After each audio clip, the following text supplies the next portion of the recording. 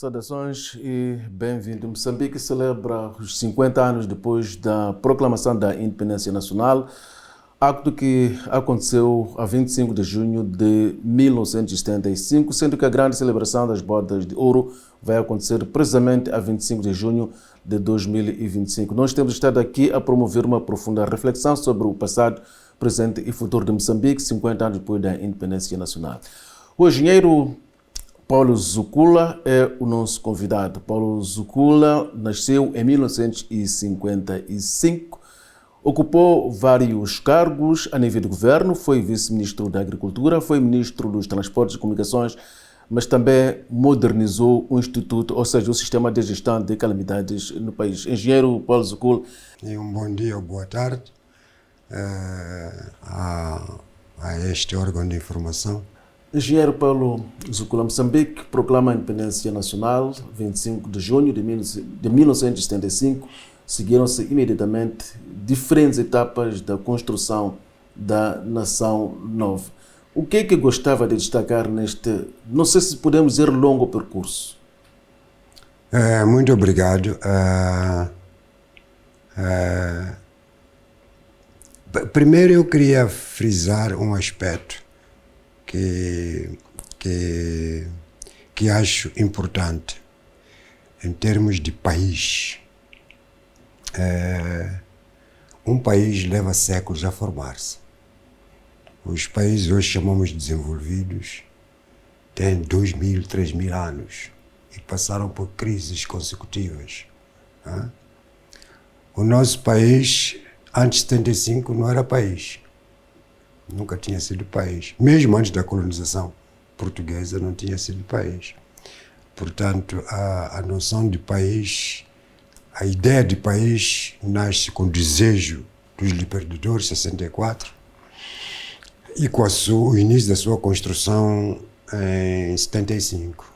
Portanto, 50 anos, nem adolescente é. E às vezes a gente cria expectativas de que nós devíamos ser um país como são os outros, como é Portugal, como é o Brasil, eles são muito velhos. Portanto, ainda estamos em crescimento como país, mesmo como a noção de país. Estamos a crescer como noção de soberania, estamos a crescer como sociedade, com uma identidade cultural diversificada, mas única. E no processo de crescimento tem os seus problemas, tem os altos e baixos. Mas mesmo assim, é de destacar que, olhando para a gente, de onde a gente vem, as conquistas são grandes. Só o fato de estarmos aqui, eu estar aqui numa entrevista da televisão, é uma conquista da liberdade, da libertação nacional. Se me perguntares há 50 anos, quando eu tinha os meus 19, 20 anos, podia pensar em estar num sítio deste, era impossível. Portanto, a grande conquista da liberdade de escolha, liberdade de ideias, liberdade de sonhar, liberdade de ambicionar, liberdade de pensar. Isto pode parecer retórica para quem não viveu antes dos 50 anos. Porque toda a gente que, digamos, tem 40 anos hoje não passou pela situação que os libertadores passaram. Não passou pela palmatória diária. Fugir da polícia sem razão. Fugir da polícia de choque porque estava a circular depois das 6 horas no bairro dos Brancos, sem ter feito nada. Fugir dessas pessoas. Ter o pai preso porque não pagou imposto de palhota. Trabalhos forçados. Portanto, quem não passou por isso não pode pensar que isto é uma retórica. É papo furado, como dizem alguns jovens. Mas para os libertadores foi por isso mesmo que eles se juntaram, a dizer que isto tem que acabar e temos que ser livres. Podemos fazer as ideias que nós quisermos, mas temos que ser livres. E isto é uma conquista muito grande. Eu não sou da geração dos libertadores, a minha geração não é, é da geração, somos da geração, digamos, quase a seguir. Mas, comparando com de onde eu venho, é muita coisa. Eu, por exemplo, enquanto até 75 eu não pensava estudar, porque estudar era uma tarefa árdua. Já com cerca de 20 anos, não pensava em estudar? Não pensava, quer dizer, estudava, mas cada classe que você passava era a incerteza da próxima, a incerteza da próxima. Era sempre uma luta para conseguir estudar. Às vezes tinha que aceitar coisas que não eram tuas. Por exemplo, eu para estudar tive que ser batizado, tive que aceitar ser cristão, tive que ser crismado, tive que estudar numa escola paroquial. Se eu tivesse rejeitado isto, eu não teria com certeza. Quando eu digo muitos que hoje a educação está massificada. A educação está massificada. É verdade que nem toda a gente tem, mas o que a gente reclama hoje é carteira. E a qualidade de ensino também. É a qualidade de ensino. Reclamo mais o pequeno almoço das crianças na escola, que é muito importante, mas há 50 anos a gente reclamava a própria escola. E que até nem era difícil, a gente estudou debaixo do cajueiro, até a 4ª, 5ª classe, por aí. Portanto, estes aspectos, para quem olha para trás, são conquistas bastante grandes, bastante louváveis. Como eu dizia, muita gente que nasceu depois de 75 não tem esta percepção. Por isso é que muitas vezes diz que nos 50 anos a Frelimo não fez nada, não é? Portanto, considera realizado o sonho dos libertadores? Não. Vamos lá. O sonho dos libertadores, desde o princípio que foi chamada liberdade total, a palavra total era acentuada. Se voltarmos aos discursos da Frelimo, do presidente Samora, de quase tudo, era liberdade total e completa. Ainda não chegamos lá? Não chegamos lá. O que falta? Não chegamos lá porque nós não temos, por exemplo, a liberdade econômica. A nossa soberania, a nossa capacidade de tomar decisões internas sem serem impostas coisas de outros quadrantes do mundo é muito limitada. Mesmo a própria noção de Moçambique como país é posta muitas vezes em causa por noções que já são antigas, de regionalismo, de tribalismo, não são de hoje, são antigas. Portanto, mesmo a noção de país como nação, a gente ainda hoje tem tendências a fazer da nossa diversidade cultural linha divisória, não linha que une. Portanto, ainda há um caminho grande a percorrer para termos toda a liberdade. Resistimos à ocupação colonial, partimos para a guerra, conquistamos a independência nacional e hoje, com esta experiência, inspirando-nos, portanto, naquilo que foi a experiência dos libertadores, não temos como resistir a estes males que enumerou? A imposição de ideias, a imposição de modelos. Não, nós temos como resistir, mas somos muito vulneráveis. Somos muito vulneráveis. Somos muito vulneráveis. E o que é que nos leva a ser muito vulneráveis? Samora Machel falava da descolonização mental. Dizia agora foi a descolonização física, mas falta a descolonização mental. Quando foi o fim da escravatura, os escravos ficaram muito contentes quando receberam a carta da alforria. Estamos livres. Saíram da alçada do escravizador e descobriram que não sabiam tomar decisões, não sabiam ser livres.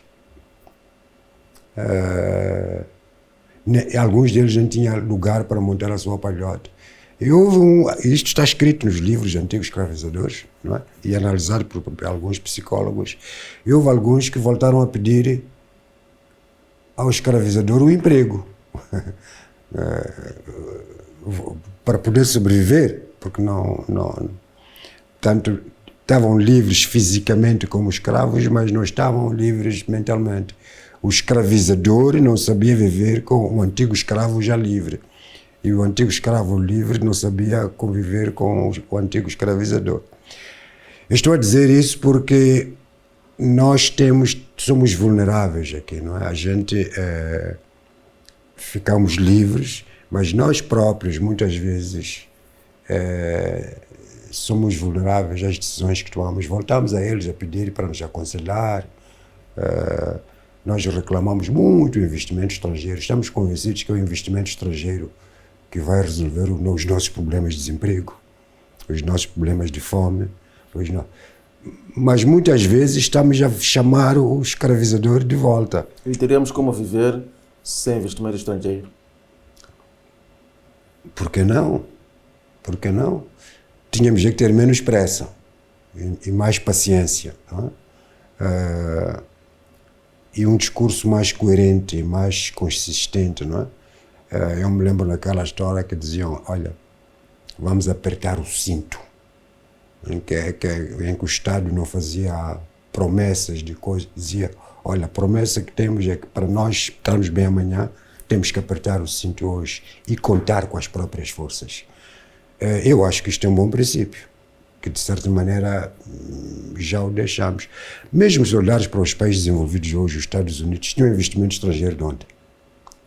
Era a solidariedade nacional, era os agrupamentos nacionais, a iniciativa criadora dos próprios americanos do antigamente, não é? Que fizeram o país crescer. Olhas para Portugal, mesma coisa. Aliás, até havia a política de protecionismo, não é? As importações e as exportações eram... O país tentava se proteger para crescer a sua sociedade por dentro, que hoje já não há. Hoje estamos num mundo global que um país como Moçambique de 50 anos tem que competir no mercado internacional com um país de 2.000 ou 3.000 anos. O que é um bocadinho, é a mesma coisa que pedir a um adolescente para se comportar como um adulto. É muito complicado. Portanto, temos forma temos que ter persistência, paciência, temos que ter mais os valores como se diz, de solidariedade, de cooperação, do que os valores de competição e de inveja. Não é? Há uma forma, como nós fazer que não precisamos de investimento estrangeiro, mas quando você convida alguém para vir trabalhar na sua casa, você tem que ter um plano concreto e saber enquadrar a ele nos teus interesses, naquilo que interessa ao teu país. Por que nos falta esta visão, na sua opinião? Eu não sei, sabe? Eu não sei. Eu posso especular aqui. Eu acho que nós fizemos uma transição. Nós tivemos uma guerra que nos foi imposta. E é bom não falsificar a história, não é? Nós temos uma guerra que nos foi imposta, a guerra que hoje chamamos a guerra com a Renamo, que veio logo a seguir a independência, e sobretudo uma guerra, apesar de se dizer que era uma guerra que lutava pela democracia, os meios que utilizavam eram muito destruidores da economia. E ficamos de rastros. Se você for ver as estatísticas, logo a seguir a 75, apesar das sanções silenciosas que tivemos no Ocidente, a produção nacional aumentou. Fomos todos trabalhar para a agricultura. A agricultura era de facto a base era a base da economia. Tínhamos e tinha um apoio, era uma cadeia de grana, tínhamos apoio. Nós não deixámos cair as empresas que os colonos abandonaram, não é? As empresas como Cifel, Maquinag, Mecanagro, Boror, Mochá, tivemos que tomar conta, não é? Comitê Monumental, e outras tantas. Com o conhecimento que tínhamos, com os meios que tínhamos, tentámos resistir para que essas indústrias desaparecessem. E criamos mais novas, não é? Mas tudo isso começou a sucumbir nas mãos da guerra. Obviamente que havia outros fatores, mas começou a se discutir, mas era uma grande estrutura empregadora, não é? Praticamente não havia desemprego no país, ou havia emprego ou havia autoemprego, não é? Mas como estávamos de joelhos, depois de não sei quantos anos de destruição de linhas férreas, de estradas, de carros, assalto a aldeias, assalto às escolas, de refugiados, deslocados, estávamos de joelhos e negociámos a paz, que foi um grande sucesso, mas logo assim, enquanto negociámos a paz, estava a ser negociado um novo modelo econômico e um novo modelo político, que não tenho nada contra. Agora, a passagem de onde vínhamos, do chamado socialismo, para a economia de mercado, foi rápida demais. Foi muito rápida demais. Ela foi mais destruidora do que construtora. Repara que só o processo da privatização, a rapidez como foi feita, não é? E era porque que privatizávamos. Estávamos convencidos que a economia de mercado ia colocar essas empresas públicas mais produtivas. Mas onde é que estão elas? Faliram mais nas mãos dos privados do que nas mãos do Estado.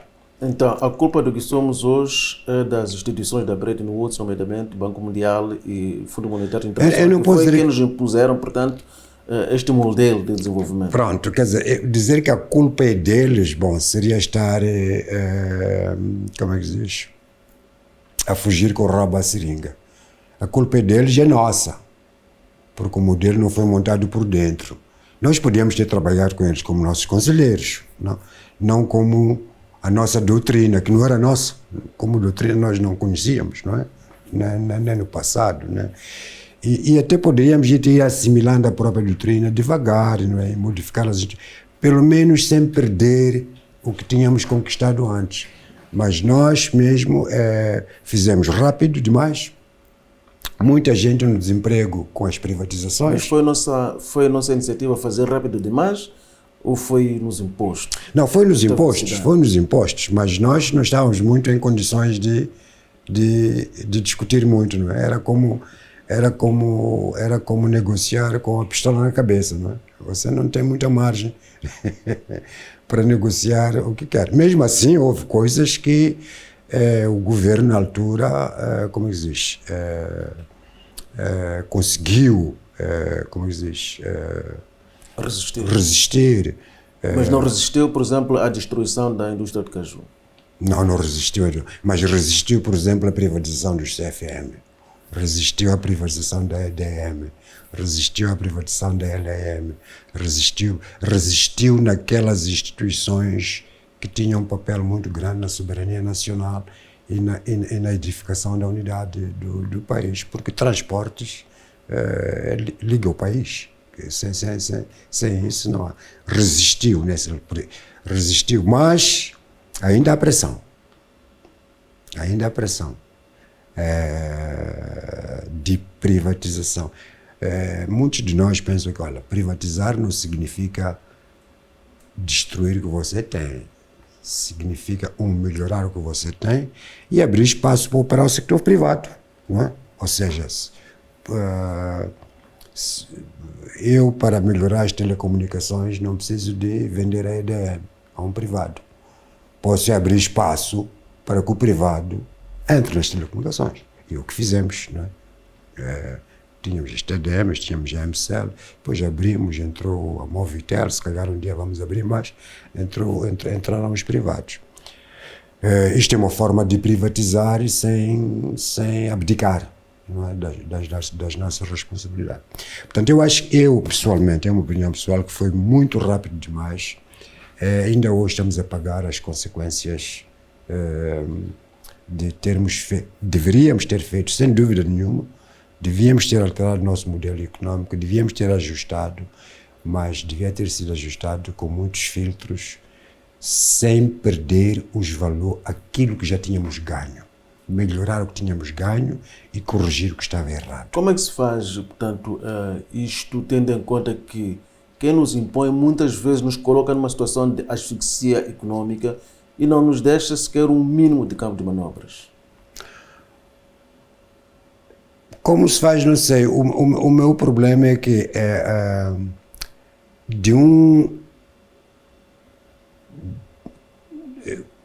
quando a Frelimo entrou e começou a governar, aquilo que é hoje que se fala de capital,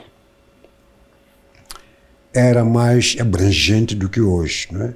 A gente falava do capital material e do capital intangível, não é? Os valores, o desenvolvimento humano, a solidariedade. Quantas coisas fizemos aqui com a solidariedade nacional, né? Se vocês se recordarem das cheias de 77, né? Logo a seguir, 2 anos depois da independência, que geraram muitas aldeias hoje.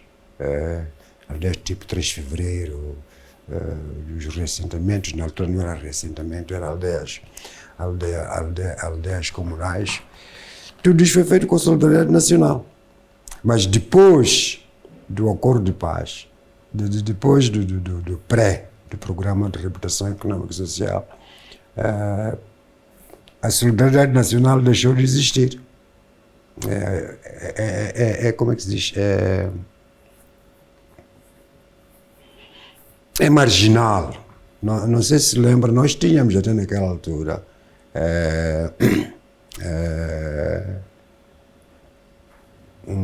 não sei se era regulamento, se era lei, que tínhamos uma coisa chamada Banco de Solidariedade, em que todos nós, funcionários do Estado, descontávamos não sei quanto para esse Banco de Solidariedade, que era para ser solidário com o resto do país. Com a economia de mercado, o capital passou a ser só capital material. É dinheiro, é carro, é casa.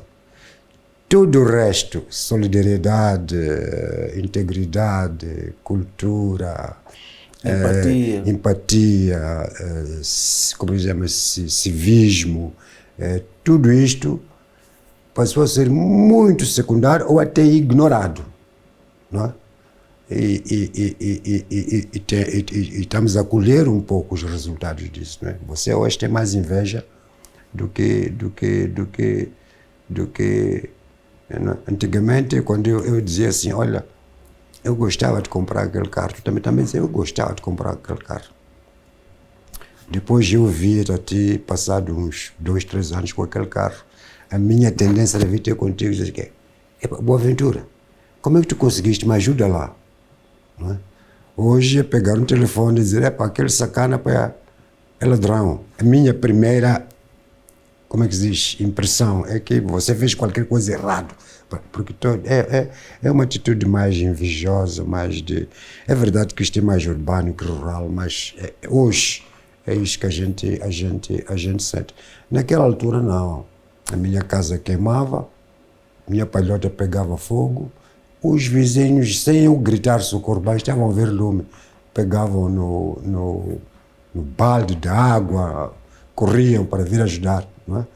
Hoje vira caminhão de bananas com pessoas lá dentro, as pessoas estão a gritar no chão, estão a morrer, as pessoas estão a apanhar banana e tirar fotografias. Não, há muita gente que morre hoje porque não teve solidariedade, o socorro. Mudou um pouco. O que é que acha que não deveria ter acontecido nestes 50 anos de independência nacional? O que não deveria ter acontecido?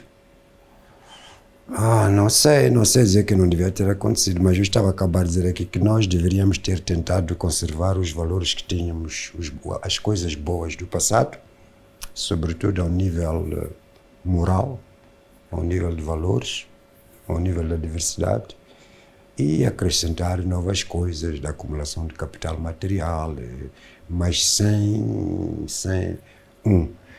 e a segunda coisa importante é que até hoje nós estamos a experimentar modelos econômicos alheios.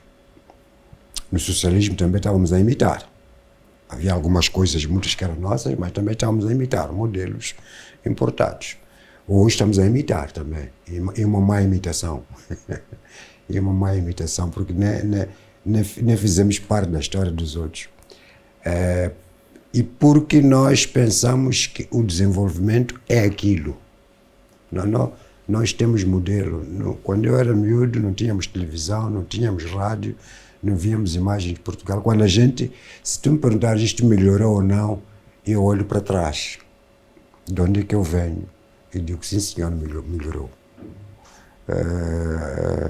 Mas a geração de hoje que tem acesso a outras coisas, se tu dizes que isso melhorou ou não, ele vê a distância que está entre ele e Portugal. E diz nada. Não andou nada porque a distância é longa, não é? Portanto, o que não deveria ter acontecido, primeiro e continuo a pensar que tem que ser feito, temos um modelo econômico e político que se adapte ao nosso contexto. Temos uma democracia que se adapta ao nosso contexto. Temos uma economia de mercado que se adapta ao nosso contexto.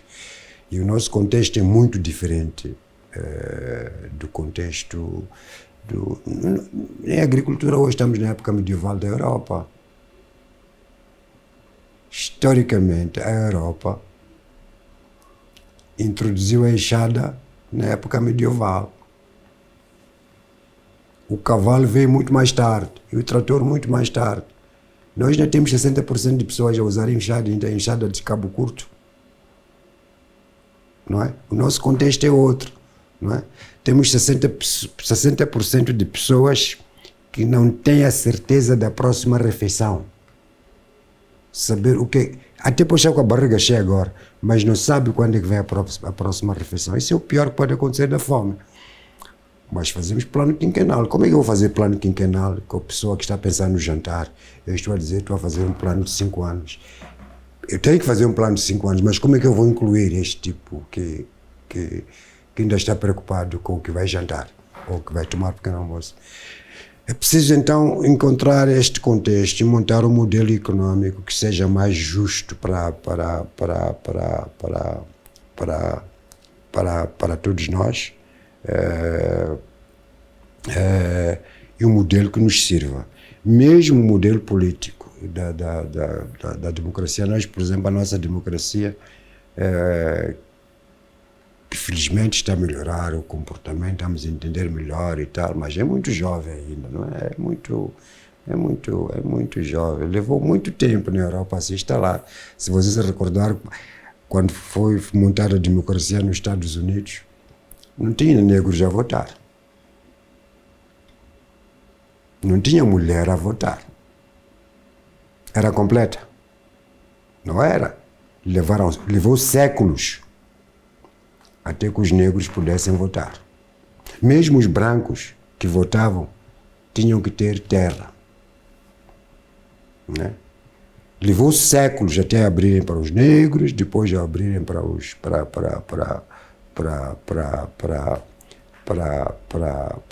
as mulheres. Portanto, nasceu com defeitos a democracia. Aqui também nasceu com defeitos. Não nasceu com certeza. Nós estamos muito a discutir os processos democráticos, ensinar como é que se vota, quando é que se vota, a quem se deve votar, as campanhas. É o processo que está a melhorar, mas a substância de tomada de decisão coletiva não está lá. Como é que se explica, portanto, alguns insucessos no processo de crescimento do país nestes 50 anos? Tendo em conta que tivemos o mesmo partido a dirigir, estaremos perante uma situação em que, pronto, o partido é o mesmo, terá havido alguma mudança, por exemplo, na ideologia? Bom, eu acho que aqui há várias coisas que podem explicar. A primeira é que só quem faz comete erros. Ou melhor, todo o que faz tem que cometer erros. Uns deliberados, outros inconscientes, outros às vezes de palmatória. Portanto, como Frelimo, cometemos erros.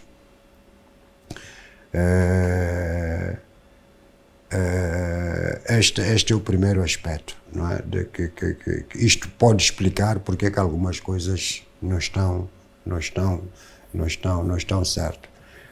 certas.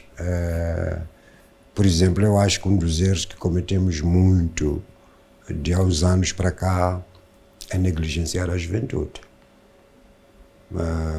Em que sentido? Olha, eu me lembro, por exemplo, que nos primeiros anos da independência, os quadros eram pessoas respeitadas. Eu me lembro de colegas meus raptados pela Renamo. A Renamo atacava um sítio, raptava um, e o comandante da companhia ou do batalhão, naquela noite mesmo, organizava a perseguição para recuperar aqueles quadros, para ver a importância que nós tínhamos para a própria OJM, que era uma organização partidária, é verdade que era uma organização partidária, mas nas suas atuações não discriminava se você é jovem da Frelimo ou do partido, não é? Nós crescemos, eu me lembro que nós crescemos sem nunca ter apresentado a pedir emprego. Eu estava descansado, a única coisa que eu não sabia é onde vão me mandar, mas tinha certeza que tenho emprego. E quando estava lá, era ouvido pelo administrador, era ouvido pelo governador e às vezes pelo presidente da República. Não era, se calhar é porque éramos poucos, não sei, mas havia muitos dessas pessoas, pegarem jovens, mandar para Cuba, naquela altura, para massificar a educação. Os limites de Moçambique estavam atingidos em termos de escolarização. E não era só mandar para Cuba, porque para Cuba para ensinar ideologia comunista. Aqueles tipos iam mesmo para a escola. E os professores deles, de ciências políticas, de geografia, de história, iam com eles, não eram ensinados pelos cubanos, eram os nossos, não é? E são alguns desses jovens que até há pouco tempo, agora não sei, fizeram parte do governo do presidente Chissano, do presidente Guebuza. Talvez estejam neste governo também, mas eu, como estou um bocadinho mais afastado, não conheço os novos quadros. Acho que negligenciamos a juventude. Esquecemos que aquilo que se dizia que a juventude é a seiva da nação era uma política coerente. E é a seiva da nação. Sabe, daqui a as eleições que vêm daqui a 5 anos, quem vai votar tem 15 anos agora. Se você negligencia esse, vai dizer é Frelimo. Ele conhece o outro, não conhece o outro, não é? Então nós não podemos esquecer da juventude. Até podemos não ter capacidade de resolver os problemas do emprego da juventude, da escola da juventude, mas tem que se ver que há um esforço para ser resolvido. Porque as pessoas, quando veem que fulano tal já conseguiram, a esperança dele cresce. O próximo sou eu, o próximo sou eu. Eu acho que isto é uma coisa muito importante. E no meio disso, a juventude tem que aprender valores novos. Hoje é normal. Eu já ouvi várias vezes, encontro um miúdo a falar ao telefone, já falar ao telefone, tal. Diz que vamos lá nos encontrar às 4, hoje temos uma bolada. Quer dizer, a palavra bolada passou a ser uma forma, a ser um valor, não é? Temos uma bolada ali, não sei o que, nas calmas. Ou vamos já à boate, vamos mamar umas cervejas. O juventude hoje se gaba dizendo que, ontem éramos 2 só, conseguimos acabar uma garrafa de uísque, acabar um cabrito. Como se isso fosse... E a culpa é nossa, os mais velhos, sem dúvidas nenhumas. Os últimos 10 anos, nestes 50 anos da proclamação da independência nacional, pelo que se disse, e está documentado isso, porque foi apreciado em sede do governo, foram marcados por acentuar dos níveis da pobreza. O que explica esta situação, na sua opinião, depois de todo um percurso com algum sucesso no esforço de combate à pobreza, mesmo nos tempos marcados também pela guerra? Bom, eu não posso ter uma resposta objetiva do que causou isso, porque nos últimos 10 anos eu estive muito longe da governação, tirando o que se lê nos jornais e o que se ouve na televisão. Não sei mais do que você, não sei mais, até penso que os jornais deviam saber mais. Mas há uma coisa que me parece que nos últimos 10 anos aconteceu. Nós fomos muitos e estamos muito distraídos pelo investimento estrangeiro, como eu disse. E investimento estrangeiro em indústrias que não beneficiam a população. As indústrias de petróleo, de gás, não fluem para a população. Portanto, ao virarmos as atenções para o carvão, para o petróleo, para o não sei o que, exportação da matéria-prima, porque a matéria-prima ela só cria emprego e beneficia as pessoas quando ela é processada localmente. Né? Quando você pega nisto e exporta, você está a exportar emprego. Então, e isto tirou a nossa atenção da agricultura como país. Pode ter havido aquele ministro, mas aquele ministro teve mais atenção à agricultura, mas como Estado, como governo, secundarizamos a agricultura, secundarizamos a pesca. Você se lembra naquele tempo que a gente fez? A pesca já foi a maior exportação do país. Não é? Aquelas empresas todas que apoiavam o pescador, a Pescom, a Pesca-Mar, não sei o quê, foram-se e não se substituiu por nada. Os pescadores estão sozinhos, os agricultores estão praticamente sozinhos. E mais, negligenciamos aquilo que de facto alimenta as pessoas lá onde estão, para substituir por outras coisas. Quando você diz faz uma pira e você incentiva a produção de uma pira, é diferente quando você diz faz trigo.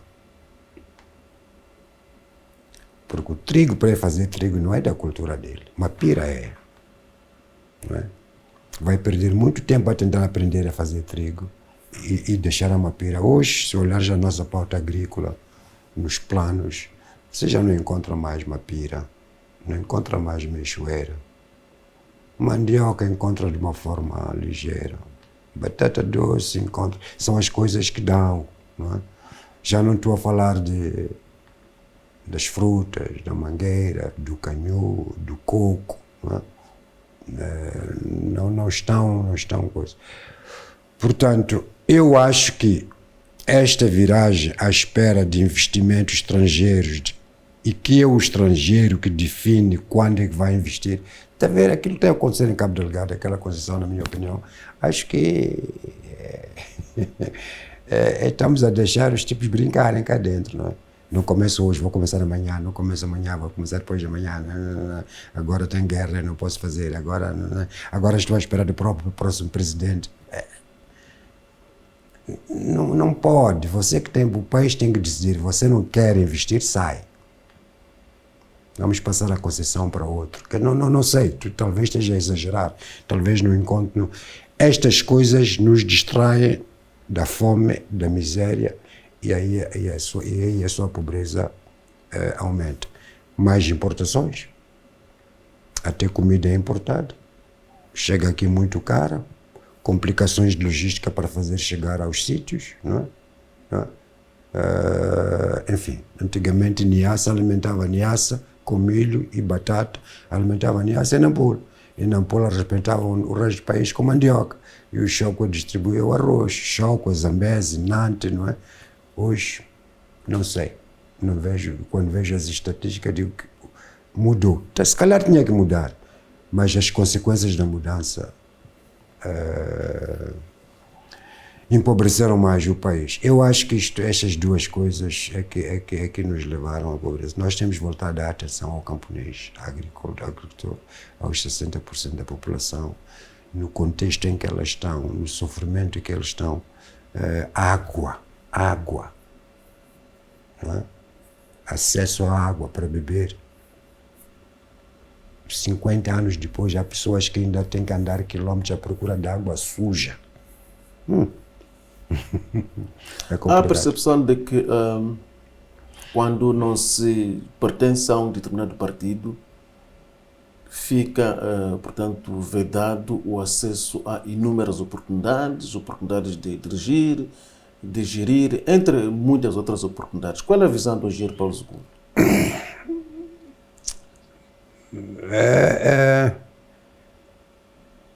Tem um quê de verdade, mas o problema não é se pertence a um certo partido. Dentro dos próprios partidos, todos, incluindo o meu, se matam para chegar ali, não é?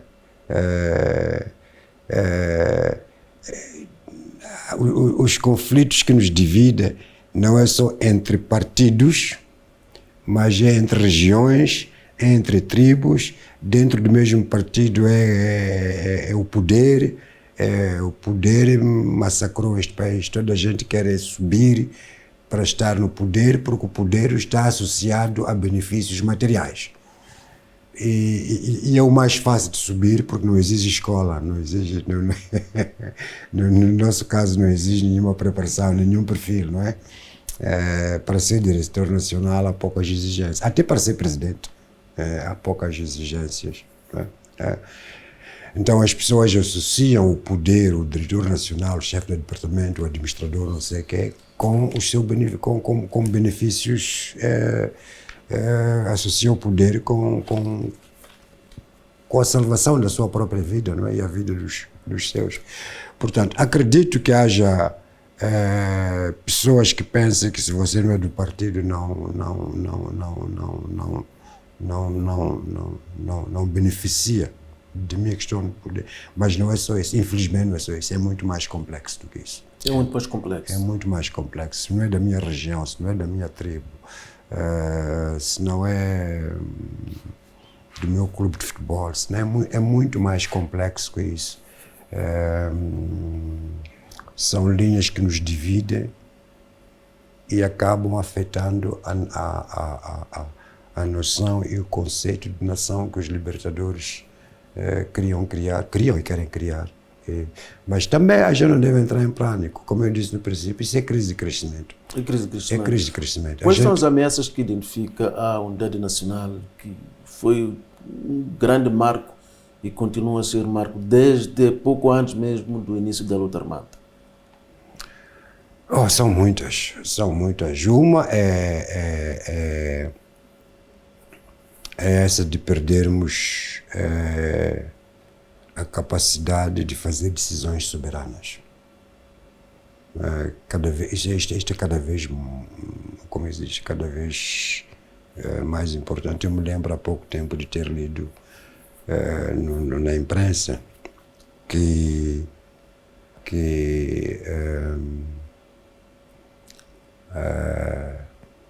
não sei qual era a empresa petrolífera em Cabo Delgado, que foi contratar um consultor para vir fazer um estudo sobre a situação social e econômica de Cabo Delgado. Depois fiz as recomendações, que se aquelas recomendações são verdadeiras que eu li, nunca sabe também o que é que se lê nem certa, mas se aquelas recomendações ele fez ao governo são absurdas. Não fazem parte do conceito nacional. Nós, por exemplo, temos uma grande narrativa de que a guerra de Cabo Delgado é a guerra de Cabo Delgado. Já estamos a dividir o país ao falar assim. É uma narrativa que divide o país. Aquela guerra de Moçambique é do país. Alguns dos países africanos que acabaram ter cessações, divisões, começaram assim, não é? A guerra de Biafra. A gente já esqueceu na Nigéria, não é? A divisão entre o Sudão do Norte e o Sudão do Sul. A divisão de Somaliland e não sei o quê. Essas ameaças hoje são reais para mim no país. E temos que ter muito cuidado e assumir que este país é o que é, porque somos um povo. A guerra de Cabo Delgado não é de Cabo Delgado, é uma guerra em Moçambique. Eu não sei quais são as intenções daqueles tipos. Não sei se alguém sabe. Um dia vão descer. Por que um dia, se ganharem força, não podem descer para Nampula e depois para Maputo e depois para... Não sei. Então temos que ter... Essas são ameaças A unidade nacional. Reais. A unidade nacional, não só a unidade nacional no sentido de consciência nacional, mas no sentido mesmo físico, de criar mentalidades de, como existe, de sensação, porque na história a gente já viu isso, já aconteceu a outros. Temos que aprender um pouco com os outros e prevenir que isso aconteça. 50 anos depois da independência nacional, quais são as ameaças que identifica, novas ameaças a Moçambique? Sabe, eu acho que, conhecendo a Frelimo, conhecendo um pouco o povo moçambicano, e a gente vê, o povo moçambicano está a fazer pressão para a gente mudar. O povo moçambicano está a fazer pressão para a gente melhorar. E conhecendo um pouco a Frelimo, que sempre respondeu de uma forma prepositiva às crises, aproveitou sempre as crises para crescer. Eu estou otimista. Eu acho que daqui para frente é corrigir o que está errado e melhorar. Nós não podemos piorar mais. Portanto, eu penso que as ameaças que temos hoje vão diminuir em vez de como diz, piorar. Eu sou otimista, penso e estou muito convencido que vai ser assim. Um dos maiores ganhos do país nestes 50 anos da independência nacional foi a modernização tanto do sistema de se lidar com os desastres naturais. E para isso, o engenheiro Paulo Zukula teve uma contribuição que foi tanto enfatizada em tempos. Obrigado. Podia partilhar a sua experiência? Olha, a minha experiência não tem nada de especial.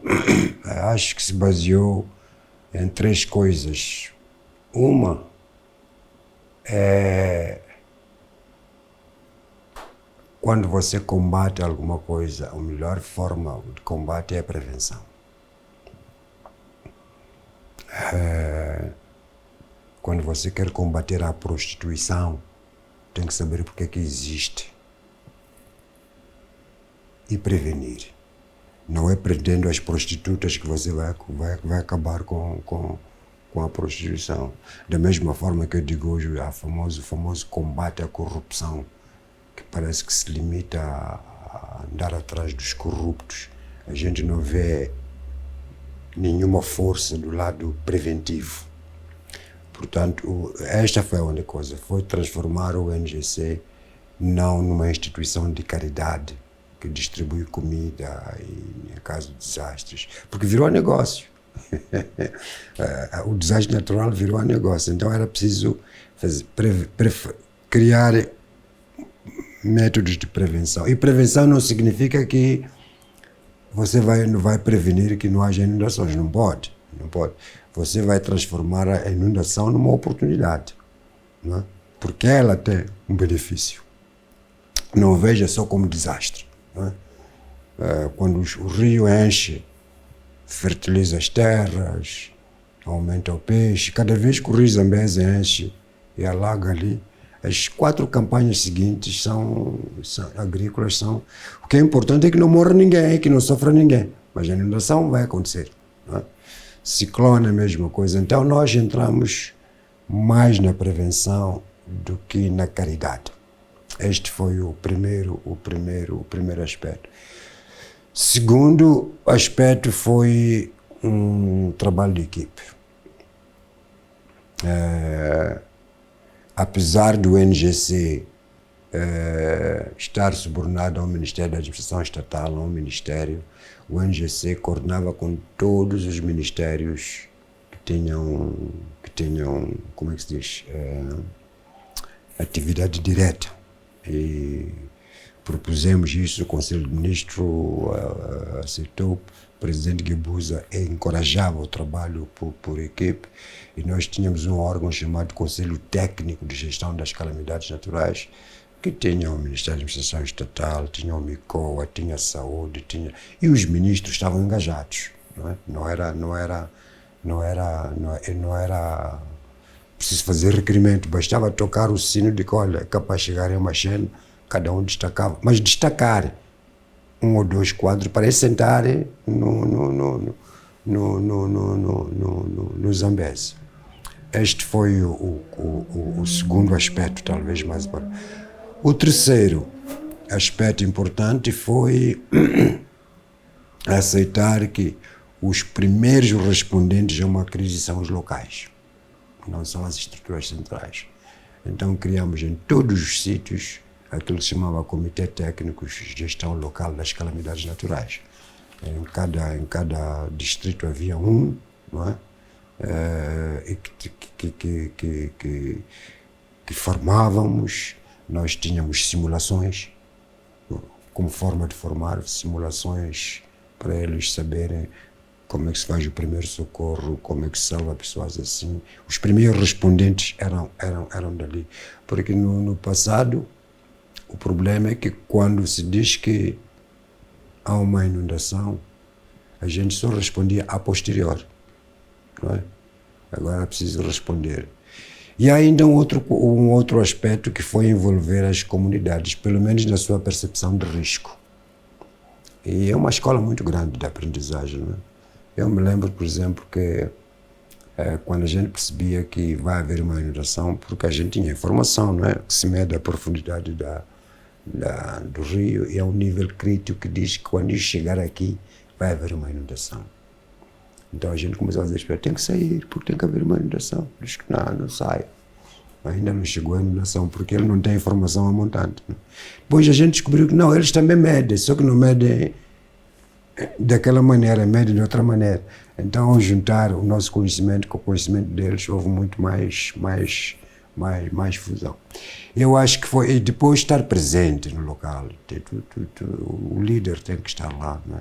A nossa sede era itinerária, nós não tínhamos sede em Maputo, aqui era a sede administrativa. Se a grande era na Zambésia, mudávamos para Caia, toda a equipe, sentar ali. Se era no Limpopo, mudávamos para o Xaixai, ou para o Chibuto, ou para o Choco, ou para o Escumbano, onde quer que fosse. Se era em Cabo Delgado, íamos para o Rio Missal. Quando eram aquelas coisas múltiplas, não é? De ali, a gente se dividia. E o governo todo, quando a situação era gravíssima, não é? A gente falava no Conselho de Ministros, havia uma comissão interministerial que era dirigida pelo primeiro-ministro, não é? Quando a gente dizia ao governo que olha, isto já ultrapassa as nossas capacidades, todos os ministros se engajavam na ajuda para que E havia uma estratégia que dizia isso, havia manuais, havia guiões, havia não sei o quê. Por exemplo, todas as instituições internacionais que trabalhavam com a gente, em vez de trabalhar em paralelo, a gente dizia assim, não, trabalhem em conselho técnico. Por exemplo, eu me lembro que o PMA, o Programa Mundial da Alimentação, era a força logística do INGC, não de Roma. Nossa, do INGC. Então era muito mais fácil coordenar. Basicamente foram esses 3 ou 4 pilares que fizeram com que a gente tivesse mudado e ter os resultados que teve. O nosso tempo está praticamente esgotado. Vamos roubar apenas mais um minuto para a seguinte questão. Qual é a sua visão sobre o maior desafio do país quando falamos das infraestruturas? Porque sem elas, pouco ou quase nada o país vai fazer. 50 anos depois da independência. Yeah. É um minuto só. Sim. Eu penso que aqui com as infraestruturas temos 3 desafios. Primeiro, para mim, e foi o que eu tentei fazer quando estava no Ministério de Transportes, é que a gente tem que pensar logística. Quando a gente pensa logística, consegue identificar a fraqueza das infraestruturas. O Moçambique, com sua configuração geográfica, de norte para o sul, tem com mar, tem aqui uma autoestrada barata, que é o mar que a gente não usa. E a gente tem que usar mais isso. Linhas férreas são a segunda, porque o mar e as linhas férreas movimentam capacidade de carga muito grande, mais do que os caminhões. Né? E acho que os caminhões, se nós darmos prioridade às estradas que ligam os nós logísticos, os portos, às linhas férreas, com nós logísticos próprios. Né? O desafio não é construir autoestradas que vão daqui até Cabo Delgado, porque até chegarmos aí, né, vai levar um tempo. Esse é um aspecto. O outro aspecto é que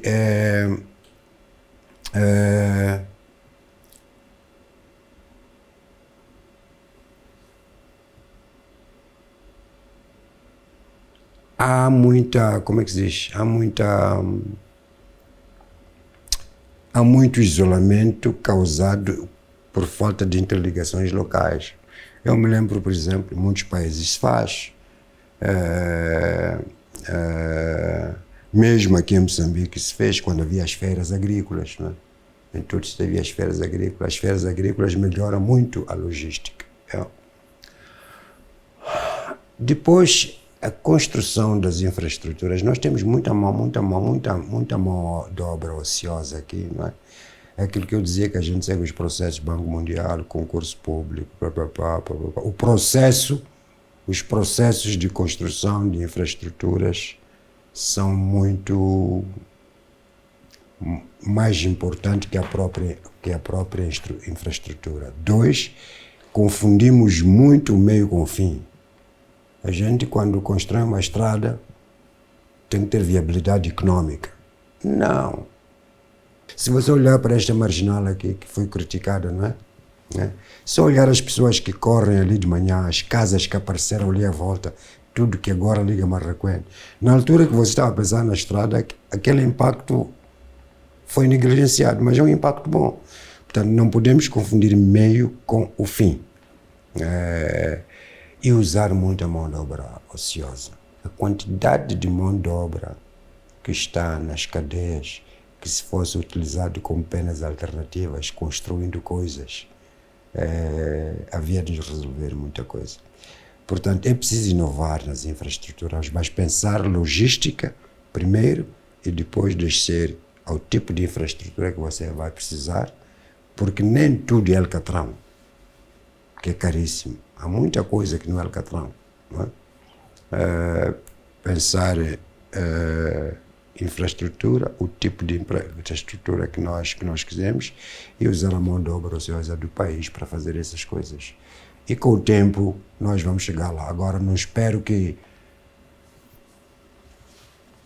Já não me lembro dos números, mas houve uma altura que eu olhei para os números e descobri que o Império Romano, quando caiu, tinha estradas muito mais alcatroadas do que Moçambique hoje. O engenheiro Paulo Sugula foi nosso convidado hoje para esta reflexão no âmbito das celebrações dos 50 anos da Independência Nacional. Vai acontecer o ponto mais alto desta celebração a 25 de junho de 2025. Obrigado pelo calor da sua audiência e fique bem.